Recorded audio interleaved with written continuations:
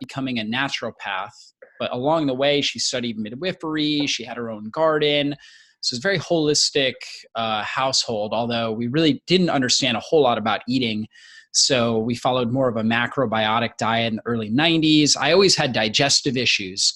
And it wasn't until I was in my early 20s that I was actually developed irritable bowel syndrome, where I would go days without pooping. And then sometimes I would have diarrhea, and I had all kinds of different issues, and I started losing weight.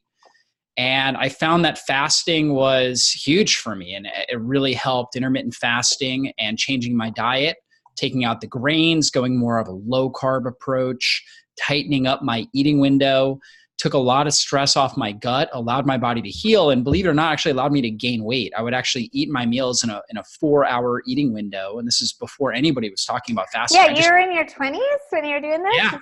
Yeah. Well, you all still look very young and handsome, but like, yeah. I was 37 at the time. Yeah. Or I'm 37 now, but I was 24 at the time. Yeah. I don't feel like many people were fasting then or talking about it, except for like maybe very fringe, communities.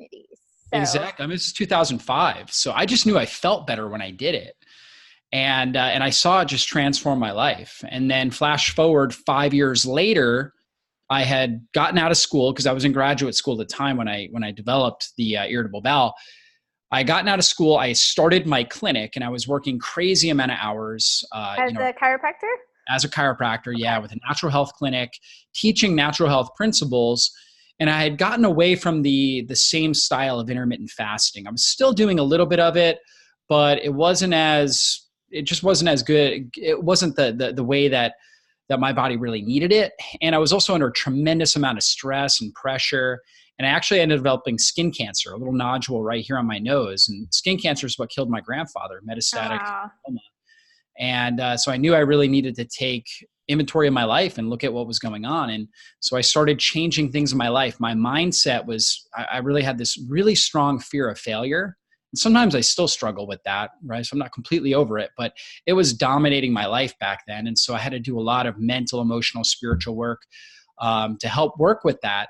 And I also realized I was eating way too many carbohydrates for my body, and I was eating too many meals in the course of a day. And so I cut back to eating 1 to 2 meals a day. And I'm already thin, but my body just started healing. And I felt my brain came alive. I was suffering with brain fog, adrenal issues. And, I just started feeling amazing, and my body was able to heal that skin cancer. And then since then I've been teaching. So this was back 8 years ago. So since then I've been teaching these principles of intermittent fasting, nutrient dense, ketogenic and cyclical ketogenic diets where you cycle in and out of ketosis, and really helping people just dramatically improve their life and their health by doing these things. Yeah, I'm excited to talk about it. I think it's an area with a lot of confusion and a lot of opinion. And I think I told you when I interviewed you for the summit, like I was sort of like, meh, like for women, I thought, I don't know if it's a fit. But I sort of like happened into this kind of intermittent fasting from a period of stress in my life. So I just wasn't eating as much, and I wasn't eating late, and I was still stressed, but there was some actually good things going on in my body physically. And it sort of showed me, maybe this is possible. It's just an adjustment, which you're going to, walk us through. I definitely find, going back to the IBS type thing, if I eat too late, that's like the number one factor in loose stool for me. And, that took me many years to learn. And it's so simple, right? So, okay. So people are excited. People are on the call. Where should we start with this conversation of how to get into this diet type? Yeah, well, I would say, number one, there's certain myths around fasting. So obviously, a lot of people think if you fast, it's going to slow down your metabolism and you're going to actually end up gaining more fat. And then other people think you're just going to wear away. But what's actually quite amazing about it is the body's really, really intelligent. And fasting, now, the goal with fasting is not to eat less food overall necessarily, unless you may need that. But it's actually to just eat less often. And so it's actually a feast-famine cycle. And it's actually built into our genetic blueprint because our ancestors did not have access to food the way that we do. They didn't have refrigerators. They didn't have pantries where we can just constantly graze. Instead, they typically, they would go out, they would hunt, they would kill something, or the food preparation process oftentimes would take a long time. And they didn't have long shelf life with the food that they did have. So when they ate until they were stuffed. They ate until they were fully satiated. And then they stopped eating, and they wouldn't eat for periods of time, right? Oftentimes days before they would eat again. And what happened? They actually got stronger and more resilient. And what's amazing about our body is that we actually can get stronger and more resilient through intermittent bouts of stress. And fasting is what we call a hormetic stressor, meaning that it's a stress on the body, but it has the potential to actually enhance our body's resilience, our body's ability to adapt to the overall stress load, and to improve our metabolic efficiency and our metabolic flexibility. We want to be really metabolically flexible, where we're able to be really good at burning sugar when it's available. Okay, like for example, if we do eat a high carbohydrate meal, we want to be good at taking that sugar and utilizing it for energy. We also want to be good at using sugar for energy when we go out and we run sprints, or if we're weightlifting or something along those lines, because we need to produce energy really, really quickly. And that's what sugar does. It produces energy really quickly, but it's dirty energy, meaning that it produces a lot of metabolic waste that can damage our body. So we don't want to use it a lot. We only want to use it at certain times, like when we're exercising at a high intensity, or maybe shortly after a meal for like the first hour or so. But then we want to be able to actually switch and be burning our fat, our own body fat, as well as fat we take in from our diet. So eating healthy fats, which I'm sure you've talked about, but also our own body fat. We want to be really good at burning our own body fat. Now I know you've got the hormone detox shop here. So like we store our toxins. When we store toxicity in our body, we store it in fat cells. Yeah. And so if we're holding on to those fat cells and we're not consistently utilizing fatty acids for energy, then we're just holding on to all these toxins. And so by burning our own body fat, it actually helps reduce our toxic load pretty significantly. And we want to be good at it because those fats are actually preferred fuel. We can turn them into something called ketones, these water-soluble molecules that cross the blood-brain barrier and provide an amazing fuel source for the brain. So we want to be able to have that flexibility where we're going in and out. And that allows us to have the metabolic fitness to be able to go longer periods of time without food. I always tell people, I know how metabolically fit you are based on how good your brain and your body are functioning when you go a day without food. For example, if you go 2 hours without food. Yeah, 2 hours. Yeah, exactly. You should be able to go pretty long periods of time without food. Not that you always want to, but you should be able to. And that's the goal there. And as far as hunger, like if people feel like right now, when I was this way many years, I felt hungry every 2 hours. I was a total sugar burner, and does that does that shift when you start doing this practice? Yeah, level? Absolutely. It totally does. It totally does. See, when you're metabolically inflexible, then your body's dependent upon this constant stream of sugar that's going to be coming from food that you're eating. Okay. And you're going to oftentimes struggle with reactive hypoglycemia, where your blood sugar drops too low shortly after a meal. And so I struggled with this as well, Bridget. And so, certain body types, they're very, in a sense, they're very insulin sensitive, but their body produces too much insulin in response to eating. And so they end up with, this blood sugar crash 3 hours after their meal, and they get irritable, they have anxiety, they oftentimes have headaches, they have fatigue, they just don't feel good. Nausea is another common symptom with it. Believe it or not, actually going through that process and teaching the body, even though it's uncomfortable, teaching the body to be able to tap into the stored body fat is ultimately the long-term solution to people who struggle with reactive hypoglycemia. Because now the body doesn't have to panic. See, if you're always dependent upon this steady stream of glucose coming in from food that we're eating, then when the food's not there and the blood sugar drops to a certain point, a certain threshold, typically around 80, once it does that, then stress hormones come out, cortisol, adrenaline. These stress hormones come out, which then cause heart palpitations. They basically amplify, and the stress hormones are called glucocorticoids because their job is to actually increase blood sugar. So they start to break down glycogen from our liver, from our muscle tissue in order to increase blood sugar. They also tell the body, hey, we're in a fight or flight response. Like, this is stressful right now. We need to find food immediately. And that's where we get that hangry sort of experience. And so we want to stress the body into becoming more metabolically flexible. And that's what spacing out meals, intermittent fasting, things like that can do. So the body doesn't have to panic when blood sugar drops like it does. Okay. So some of the advice I heard from other practitioners is like, if you're eating every 2 hours, go to 2.5, then 3. Is that sort of your similar philosophy to go slow with it? Absolutely. I recommend, there's 2 ways of doing this. It's kind of like exercise. If you are living a sedentary lifestyle and you want to get fit, you can go to the boot camp down the road and do 2-hour workouts, every day, but you're going to blast your system. You're going to be really sore. You're going to be really, really uncomfortable.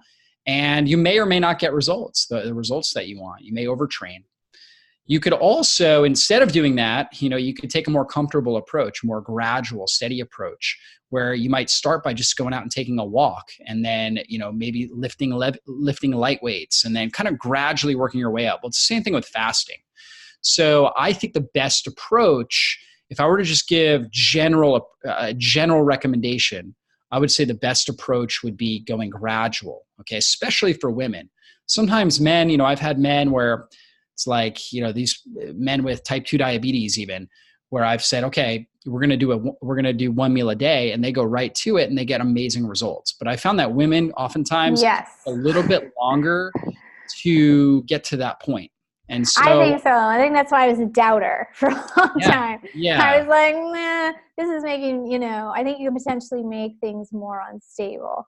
But absolutely. Also, if you go slow, it gives your body a chance to, adjust. I don't know if women process sugars a little different, or if just because our hormones are, more variable than men. I'm not sure what it is, but there's something going on there. Absolutely. Well, hormones definitely play a huge role with it. And especially the leaner you are, like with you, Bridget, you're really lean. And so a lean female is going to be very, very sensitive, especially if you're still going through your menstrual cycles.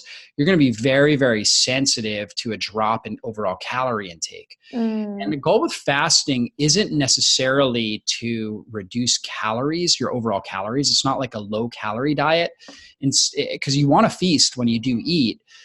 Really, the idea of it is to just eat less often, which reduces your overall insulin impact. And every time we eat, we're going to produce insulin. And insulin is a necessary hormone, but it also drives up inflammation in the body. And so what I will tell people to do is start with 12 hours between your last meal and your first meal. We call that the simple fast. So if you finish dinner at 7 p.m., you wouldn't eat anything with calories until 7 a.m. the next morning. And then what you want to do is when you wake up, you start your day with water and some electrolytes, because ultimately we're hydroelectric beings, meaning that we really run off of water and electrolytes. That's what produces the energy in our nervous system. And so we can have tremendous energy just by staying well hydrated. And the water, when we drink water in the morning, it fills our stomach.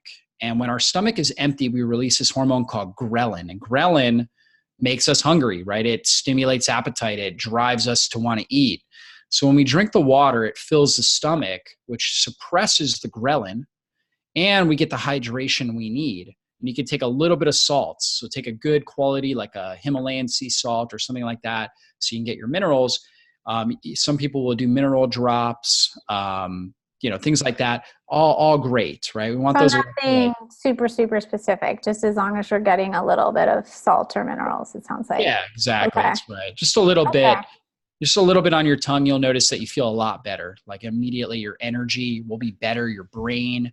When you hydrate and you get a little bit of those electrolytes, it can also help stimulate your bowels. And ultimately, that's a huge component of it. I'm a huge fan of this is, again, a detox podcast here. So we got to talk about stimulating the bowels. I mean, you should be moving your bowels once or even 2 or 3 times in the first hour, 2 hours of the morning, right? Just really, okay. yeah, you want to really clear out, and that hydration will help.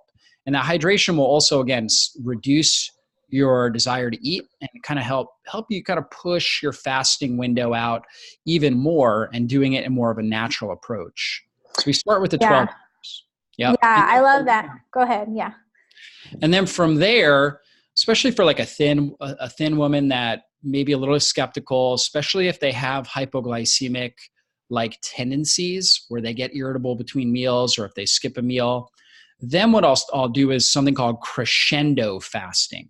Okay. And crescendo fasting is where you do 16-hour fast. Okay. So once we get the 12-hour fast down and maybe even be able to push it up to 14 hours, now we're ready to move to a 16-hour fast. Okay. And that would mean an 8-hour eating window. So an example would be, if we ate our meals between 10 a.m. and 6 p.m., that's an 8-hour eating window.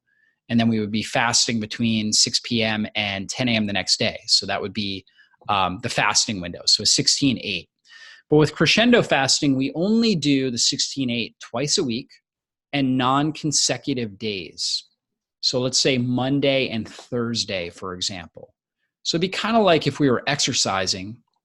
If you went and you did a full body intense workout on Monday, you probably wouldn't want to do that unless you're an extreme athlete or you're just really, really fit. You wouldn't want to do something like that on Tuesday or Wednesday. You'd want to give your body a good chance to rest. Like when I train, I trained lower body today. So I'll train my lower body on Monday and Thursday, for example. I want to give it recovery time. So when it comes to fasting for people that tend to have more hypoglycemic-like responses, we want to do something similar. So doing it on non-consecutive days, I typically will recommend in the beginning giving yourself doing the 16-hour fast on, again, like a Monday, giving yourself at least 2 days, 2 to 3 days in between, and then doing it again, and then 2 to 3 days in between. So it's kind of this incremental bout of stress. Now, 16-hour fasting is powerful. There was actually a 2014 study that they took these rats that had strokes, right? So they had extreme inflammation in their brain. And by fasting for 16 hours on a daily basis for 4 months, they actually showed significant reduction in the overall inflammation levels in the brain, right? So yeah, I wanted to ask you about that. Actually, I just did Dr. Karazian's neuroinflammation course, and I'm like obsessed with that topic right now. And my people who follow my newsletter will be hearing more about it. It's super fascinating, and there is a lot of research on it. And he's similar, you can't go from like standard American diet to fasting. So he's similar. We haven't talked about food quality quite as much, but going paleo, then, paleo autoimmune perhaps, or, then like getting more fats and then graduating to fasting. So I do think you have to be careful, especially with brain inflammation, which I still deal with, that you don't, because you don't want to detox. I'm going to say, when it comes to detox, I think you need to be careful not to go too fast. So if you're going to, lose a lot of weight, or your brain right now is using a lot of sugar, if you just pull that rug out, you can get toxic reactions from losing weight. You can be passing out potentially. I don't know, like a lot could be happening if you move too quickly. But it's very fascinating that the research is there for ketogenic and fasting. And I love what you're saying, because I like things to be kind of moderate. And so for me, like I like to do kind of like you do, crescendo fasting, and I eat a lot of fats. I don't personally measure my ketones or get really strict about it, but I'm conscious of getting fats in my diet and watching carbs. And, for me, that's enough. Another person may really want to go full keto.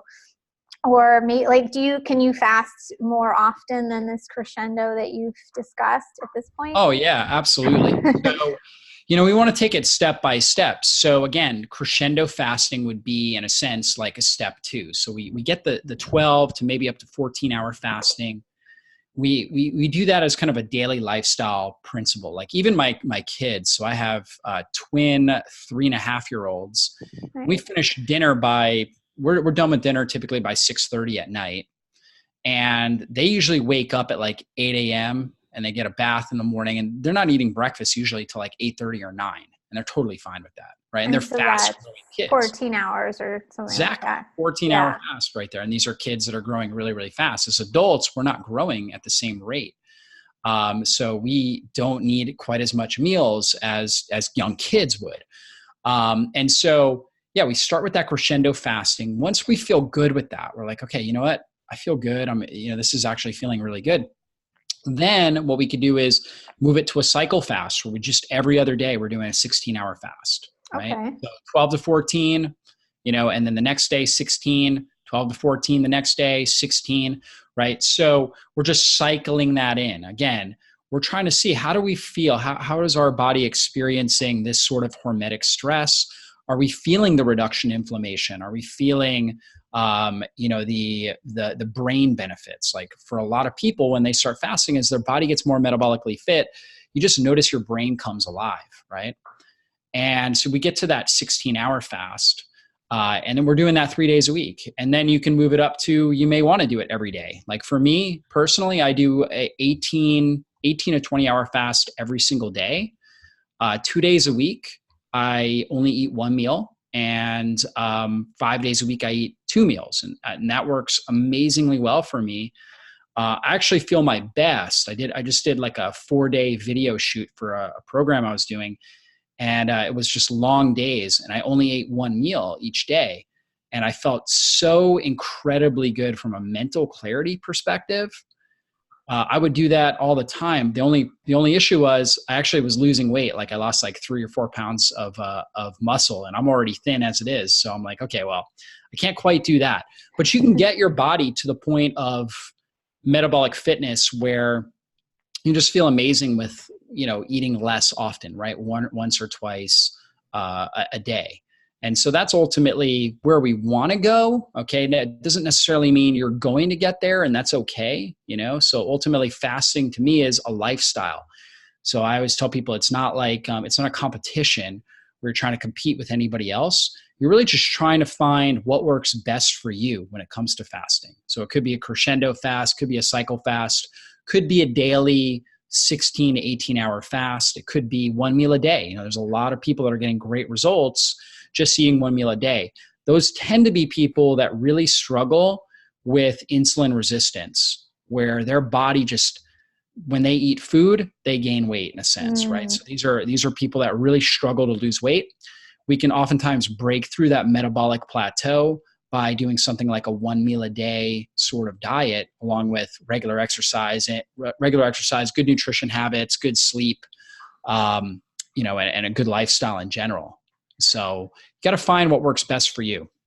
Yeah, it's interesting you mentioned this insulin resistance. I've had 2 clients recently who eat a lot of healthy foods. They're into this whole thing, and they just can't get their blood sugar under control.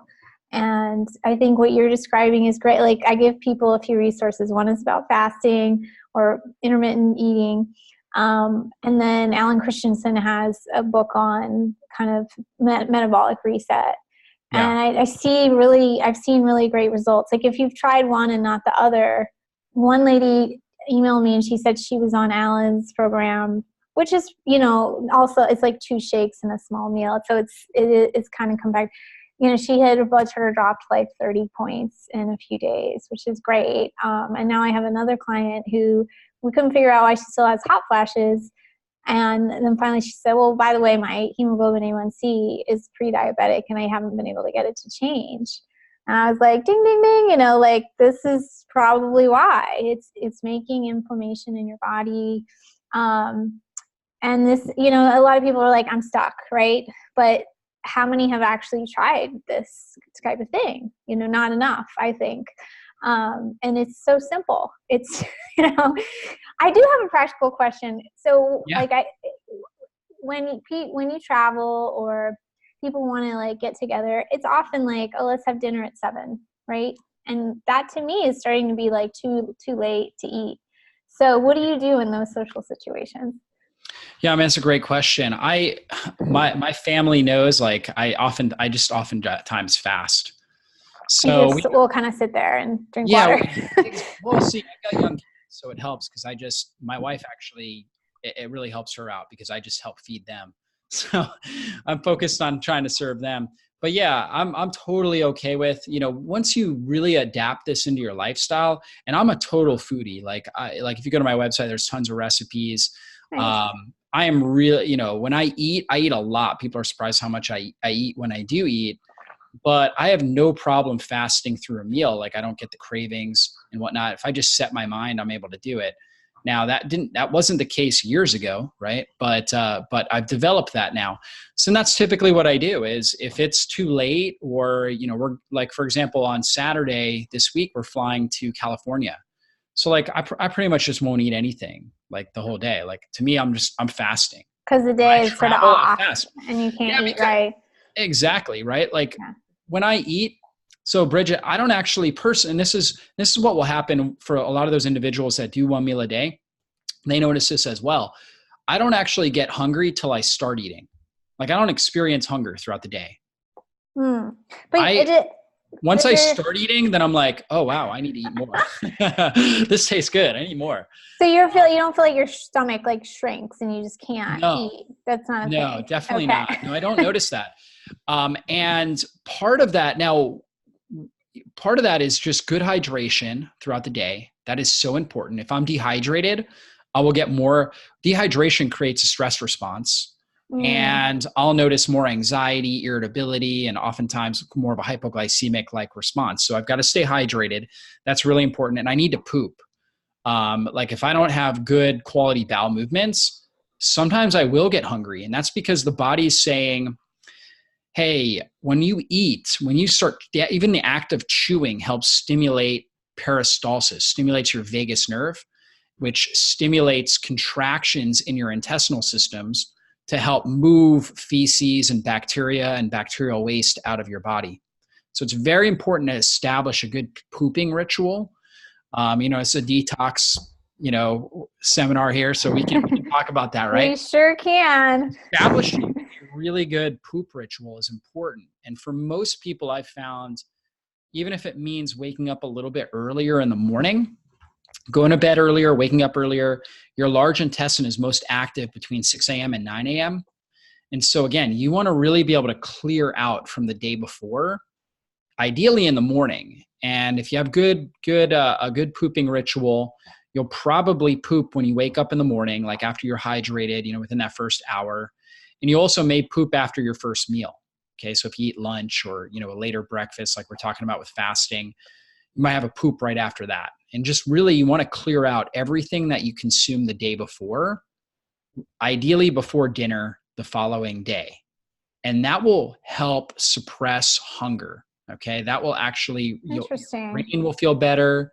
There's this whole gut-brain connection. The endotoxins, as feces is rotting in your system, as it's fermenting, there's going to be a lot of endotoxins that are released that can cause more stress on the body. It can cause more stress on the brain, can stimulate hunger and cravings and all kinds of stuff like that. So when I had irritable bowel issues, until I reestablished my system, I was always hungry. You're right. I think, a lot of people feel that way. And I'm guilty of this. A lot of women graze. We're grazers. We don't, men are a little better, I find, about eating a giant meal. And then I noticed, like my brother-in-law, he won't hardly eat all day, and then he'll eat so much food at night. He's not doing it on purpose, but it's just a pattern he's in, and it's probably good. Whereas, a lot of people, and you mentioned your kids, and most of my audience doesn't have young kids, but I'll still speak to the fact that, like, look at our childhood obesity rate, and soon as kids are able to eat, they're being like stuffed, goldfish crackers and all this crap, like immediately. And it's, and it's too much. It's too much carbs. It's too much eating. Then they get cranky, right? How many moms say, well, like, oh, I forgot to bring my snack to the park. my kid's having a meltdown. Well, like you're living it. Your kids may have meltdowns, but maybe for some other reasons. Absolutely. Like our kids don't snack. They eat 3 meals a day. That's amazing. There's no snacks. Like my wife thought, oh, they need a snack here, they need a snack there. Cause like when we take them to church on Sundays, you know, they're in there for an hour and a half and they like want to give them a snack. And I'm like, no, like they don't need to snack. They just give them a drink. And that's really all they need. And they do great with that. So, and that's really one of the other keys is reducing snacking. Okay. Trying to get your meals to where you're able to go 3 to 4 hours between meals, and hydrating, really being intentional about hydrating your body well between meals. So important with this to be able to space that out and improve your metabolic flexibility.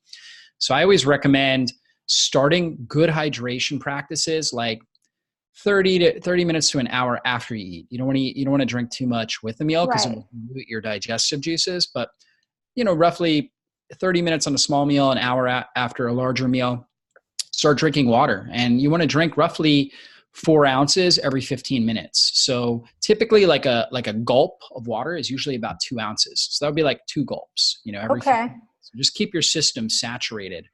That's really important. And if for some reason you're doing a presentation and you miss an hour, you know, you just go and drink 8 ounces, right? So you're able to do that. So you're able to catch up. And that will really help, again, stave off the hunger, improve your energy, your mental faculties. You know, in our brain, our hypothalamus, our hunger center and our thirst center are right next to each other.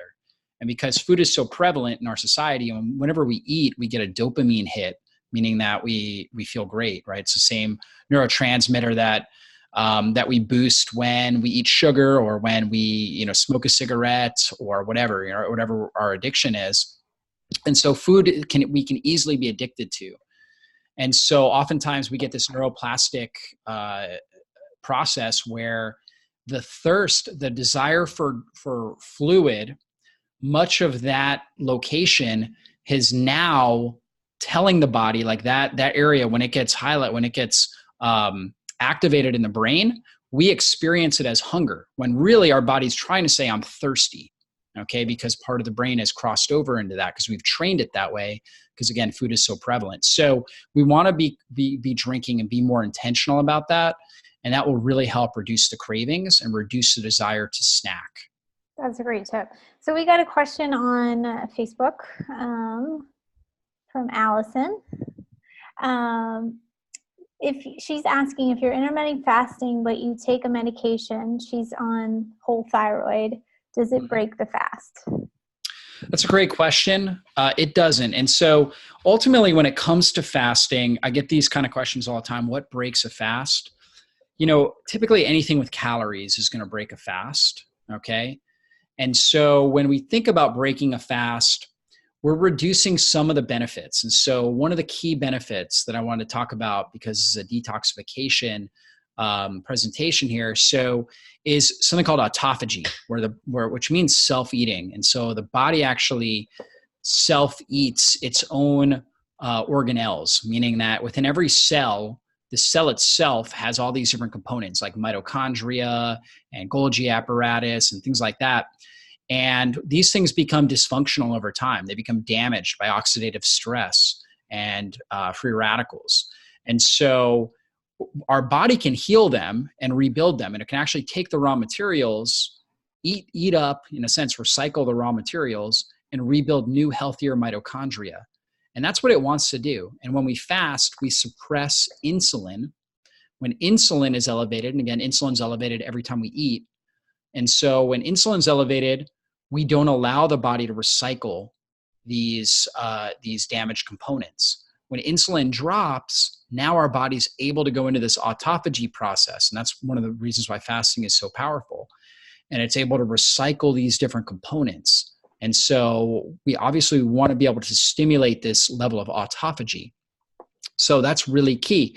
So if we're eating food, that obviously breaks the fast. Now, it always depends what your goal is. If your goal is to get maximal autophagy, your best benefit, we don't have enough research on it, but probably your best benefit is to do nothing at all, right?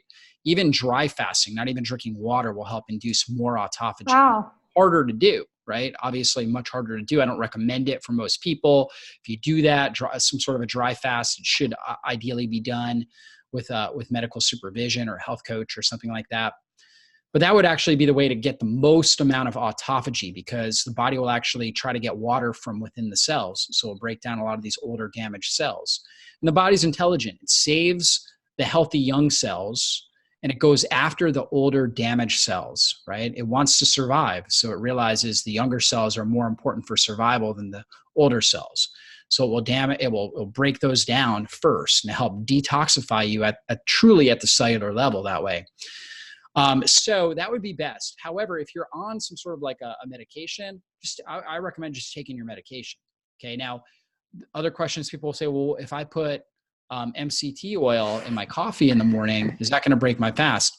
Yeah, it will break your fast, but it's a whole lot better. You're still going to get a tremendous amount of benefits because that's not going to raise up your insulin very much, right? In fact, you get very negligent, rise in insulin, right? So you probably won't get any insulin rise, and it will help produce ketones that can help fuel your brain. So you'll feel better, right? You'll feel good, I should say. I won't say necessarily you'll feel better, but for some individuals that struggle with fasting, taking a little MCT oil in the morning can help you develop more metabolic flexibility. You can take exogenous ketones, would be another supplement that can help support your brain, getting more ketones up into your brain so you feel better, right? You have better mental clarity, better energy.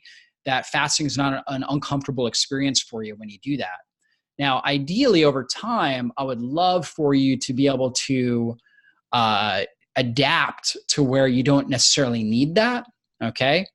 And you're able to fast without it and still feel really, really good. However, if you want to continue to do that because you enjoy it, you enjoy, having cream in your coffee and you feel really good, hey, you know what? That's just fine as well, right? I'm totally okay with that. It's not like a dogmatic approach. It really just depends on your goals, what you're trying to accomplish.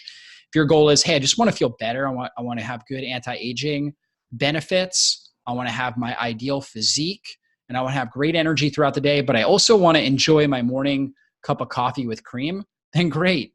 You can get all those benefits and enjoy your cup of coffee with cream if you want.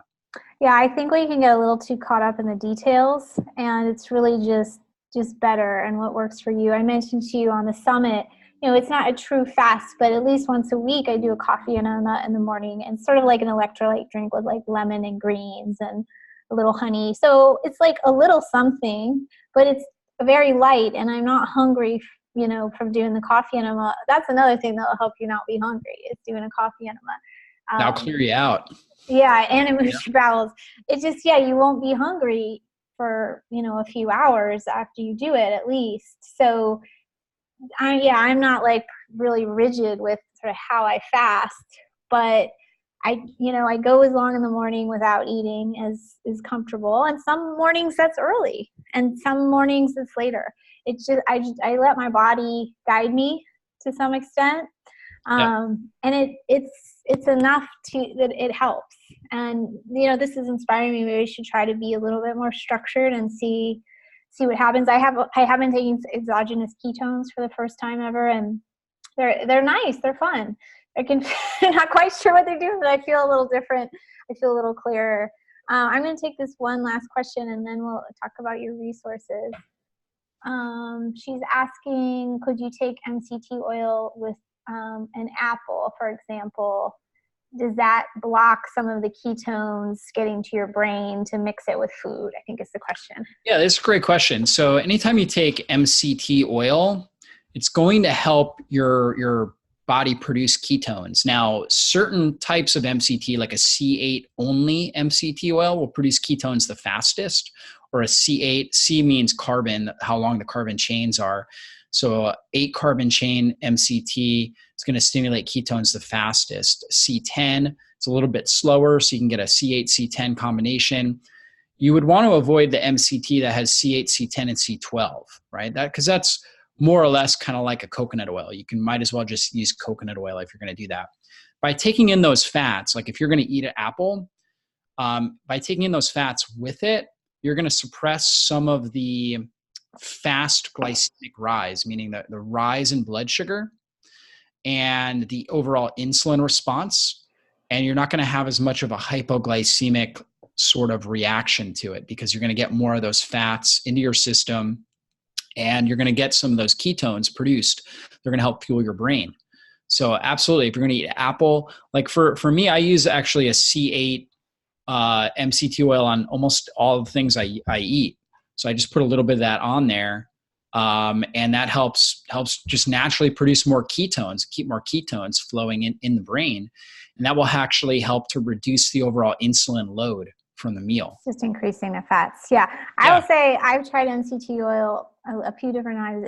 It's very hard on my stomach personally. I don't like it. Yeah, you got to start with a small amount. So MCT oil can, for some individuals, it can cause diarrhea. So I always recommend starting with a half a teaspoon and seeing how you do with that. Okay. Half a teaspoon is torture for me, actually, personally. Oh, really? Oh yeah. Yeah. And maybe if I went to like 3 drops, but for me, I like to use like full fat coconut from the can. And or that's what I use the most in a drink. And I could potentially do ghee or like coconut oil, but the full fat coconut, to me, it blends better. It still has a lot of fat. I think my body prefers like a whole food version. So yeah, totally. You can do that. And you get the MCTs in the coconut oil. Yeah. There's also MCTs in butter or ghee. Yeah. So yeah, it's differently. Everybody's a little different. So I did share in the chat, and I'll do it again. You've got a really beautiful, I think it's like 52-page guide about getting started with fasting. You want to tell us more about that?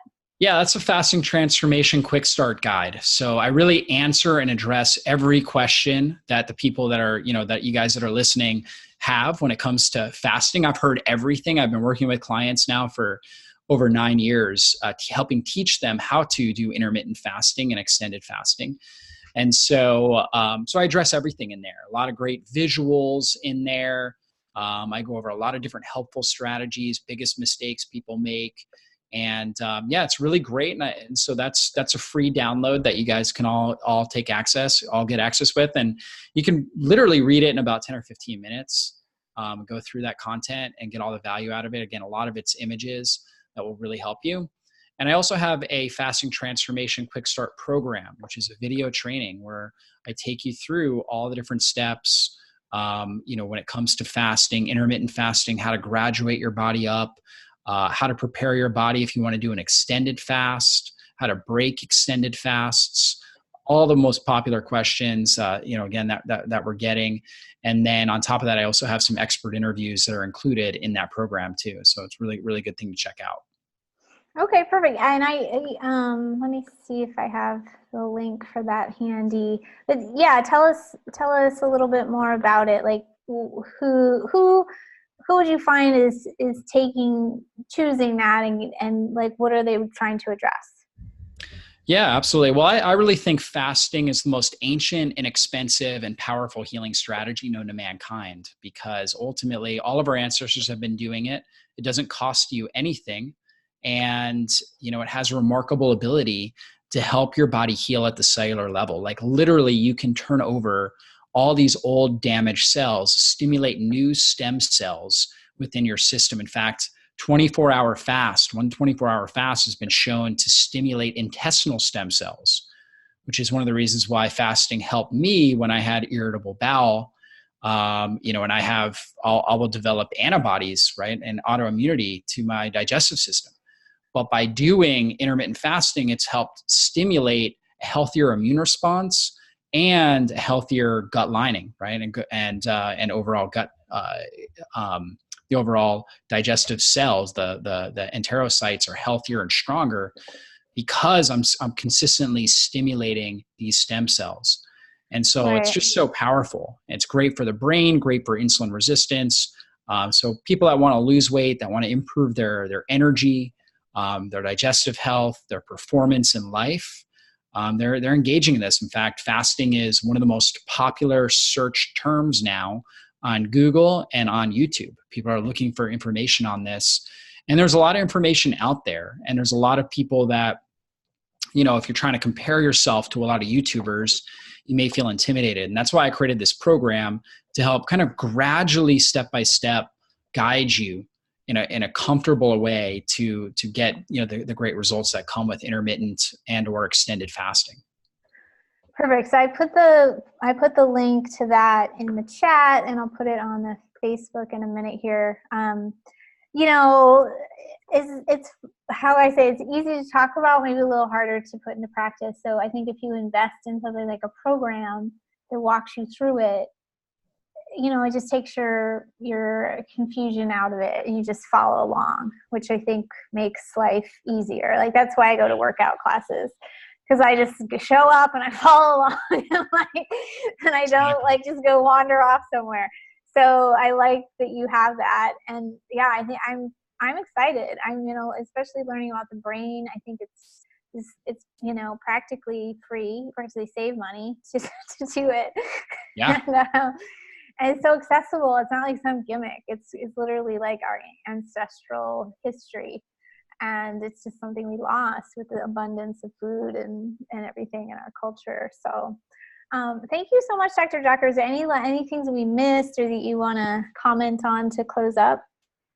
Yeah, I would just say that your body is way more remarkable and resilient than you think it is. And oftentimes we put certain limits on ourselves, and just being able to open our mind and try something new and a new approach can be really, really powerful. And I never thought, growing up, I never thought I could fast. I always thought I would lose all my muscle. I was an athlete growing up. I thought fasting was the worst thing possible. I was eating every 3 or 4 hours. And then it was like a massive breakthrough, like a whole limiting belief that was just completely torn down when I realized how amazing I felt when I started doing fasting, and how I no longer suffer with cravings, with food addictions. It's helped me in every area of my life, right? Just having more mental and emotional stability. I mean, it's helped me be a better father, better husband, better doctor, just better overall health influencer, better in every area of my life, better son, better, just everything. And so that's why I've dedicated my life to helping teach other people how to implement this. And I really think it can be a breakthrough for those of you guys that are listening. So again, fasting is something that's easy to apply, actually is very easy to apply, but you got to take it in a step-by-step approach. And that's really where the program comes in to help. So. Awesome. Well, I'm going to look at it more, and I just always love interviewing you. You're welcome back anytime. You're just so sharp. And I think that speaks to that, that lack of brain inflammation. So you're a testament to it. So thank you so much for your time. I know we missed a couple last questions, but I think we answered some similar questions. And then I shared Dr. Jockers' website, which is fabulous, the program I shared, and the Quickstart guide I shared as well. So thank you again, and I appreciate the work you're doing. Thanks again, Bridget. Love everything that you're doing too. So keep up the great work.